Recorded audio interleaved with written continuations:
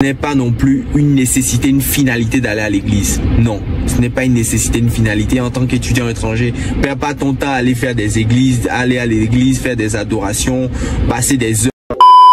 Aujourd'hui, à travers cette nouvelle thématique, je souhaite aborder le sujet d'église. L'église. Tu aimerais connaître mon point de vue? C'est juste après le générique.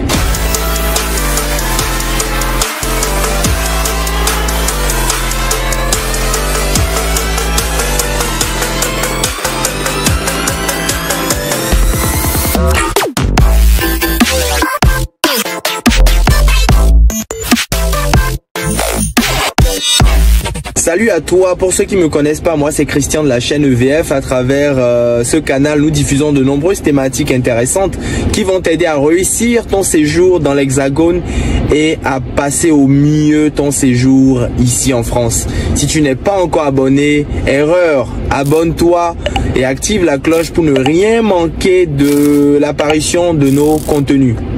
C'est fait? Super. Oui les amis, aujourd'hui je vais aborder le sujet de l'église.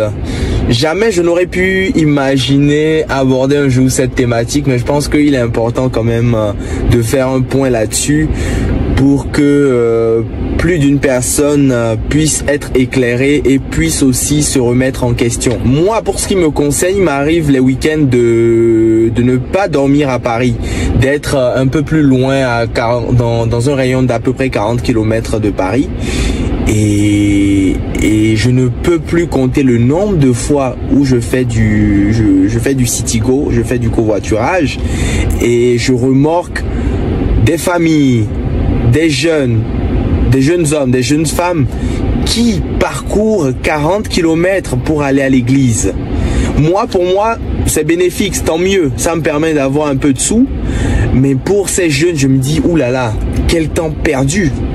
40 km. Déjà, le problème n'est pas de ne pas aller à l'église. Tu peux aller à l'église si tu veux, si tu sens le besoin.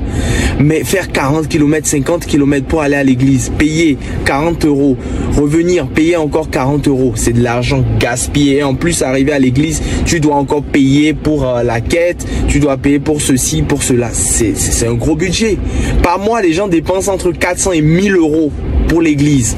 Moi, très jeune, les seuls souvenirs que j'ai de mon père, c'est l'église. Ce sont les dimanches à l'église, parce que mon père, il était bien placé dans une église au Bénin, et pour avoir l'argent de poche et pour le voir, il fallait s'y rendre les dimanches. Sinon, tu devais attendre milieu de semaine pour espérer avoir ton argent de poche.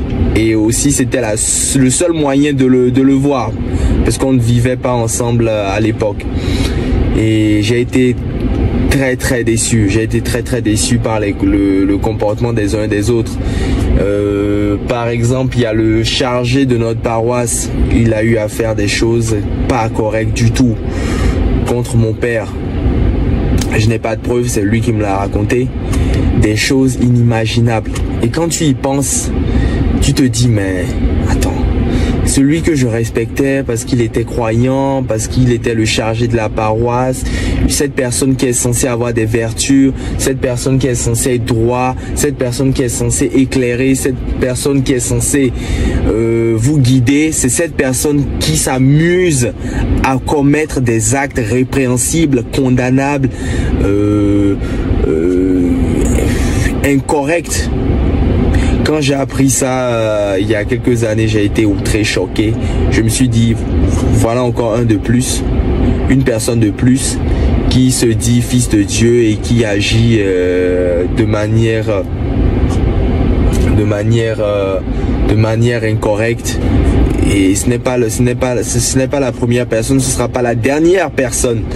Et même en France ici, il y a eu plein de polémiques par rapport à des prêtres, à des pasteurs qui ont violé des enfants, qui ont abusé des enfants, qui ont abusé des paquets d'enfants, Et moi, je me rappelle quand j'étais à Angers, je cherchais un studio, il y avait une offre alléchante dans, je ne sais plus, c'était dans un... Je sais plus comment on va appeler ça. C'était dans une résidence dans laquelle il y avait une paroisse et c'était un prêtre qui louait le logement. Et donc il m'a fait visiter le studio. Après il me demande de m'asseoir, je m'assieds pour discuter soi-disant. Après il vient s'asseoir à côté de moi et en discutant je constate que sa main devenait de plus en plus trop dynamique, trop spontanée.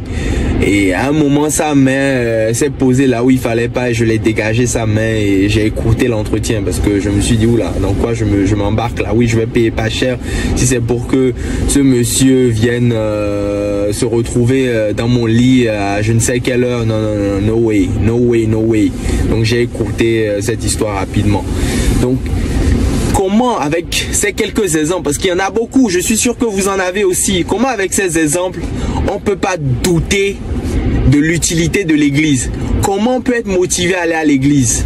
Oui, on me dira, il est écrit dans la Bible qu'il y en a qui se feront passer pour Dieu, fils de Dieu, mais qui seront au final fils du diable, qui vont commettre de gros péchés. Je suis d'accord.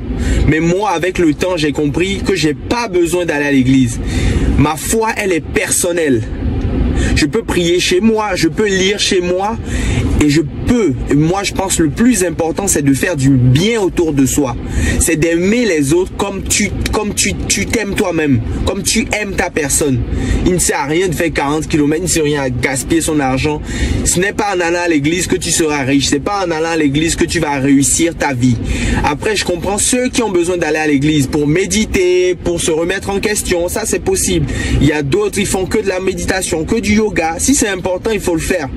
Mais si tu ne vois aucune utilité, tu sens c'est une contrainte. Parce que moi, mon père, au final, il m'a contraint à aller à l'église. Mais aujourd'hui, est-ce qu'il peut encore me contraindre d'aller à l'église? Il peut pas. Donc, si j'ai envie d'aller, j'irai. Mais j'ai pas envie d'aller. C'est pas pour autant je ne crois pas en Dieu. J'ai un tatouage, j'ai un crucifix, j'ai été baptisé, je crois en Dieu. Pour moi, le plus important, c'est de faire du bien autour de moi, de prendre mon dimanche, parce qu'à l'époque, quand on allait à l'église, c'était toute la journée. De faire du ménage, de lire, de boire un café, de me reposer, parce que mes semaines sont assez chargées. Donc le dimanche, c'est un moment qui me permet de m'occuper, de bricoler aussi, plutôt que de perdre mon temps à aller à l'église, écouter quelqu'un qui commet tous les jours des péchés, qui peut-être bat sa femme, qui peut-être abuse de sa femme. Et aujourd'hui, ce qui m'a fait rigoler, qui m'a poussé à faire cette vidéo, c'est que j'ai pris un pasteur avec sa femme et ses enfants. Il me dit à la fin, je suis pasteur, j'ai une révélation pour vous. Le Seigneur me dit de venir à lui, il vous aime, il vous attend. Ça m'a fait sourire parce que c'est pas la première fois que j'entends ce genre de révélation. Moi, je me rappelle quand j'allais à l'église de mon père, le suspense tous les dimanches c'était de savoir est-ce que j'aurai encore une nouvelle révélation ou pas. Ma foi, elle est personnelle. Je la vis entre mes quatre murs, à l'intérieur de moi avec mon Seigneur. Je lis la Bible, je fais du bien autour de moi et c'est le principal. Je n'ai pas besoin d'aller à l'église, d'aller m'enfermer, d'aller chanter, danser. Je peux le faire aussi de chez moi. J'ai pas besoin de cela. En tant qu'étudiant étranger, ne perds pas ton temps à aller tous les dimanches à l'église. La religion a été inventée par les Européens, mais combien vont réellement à l'église? Moi, je suis allé plusieurs fois à l'église. La majorité, c'est des personnes âgées ou des personnes malades. Je ne dis pas que c'est une raison pour ne pas aller à l'église, mais je pense que ce n'est pas non plus une nécessité, une finalité d'aller à l'église. Non, ce n'est pas une nécessité, une finalité. En tant qu'étudiant étranger, perds pas ton temps à aller faire des églises, aller à l'église, faire des adorations, passer des heures. Tu peux aller pour 1 heure, méditer, prier, mais ne passe pas tes journées à la messe, à l'église. C'est pas ça qui va te faire réussir. Même dans la Bible, il est écrit, il faut travailler. Il faut travailler.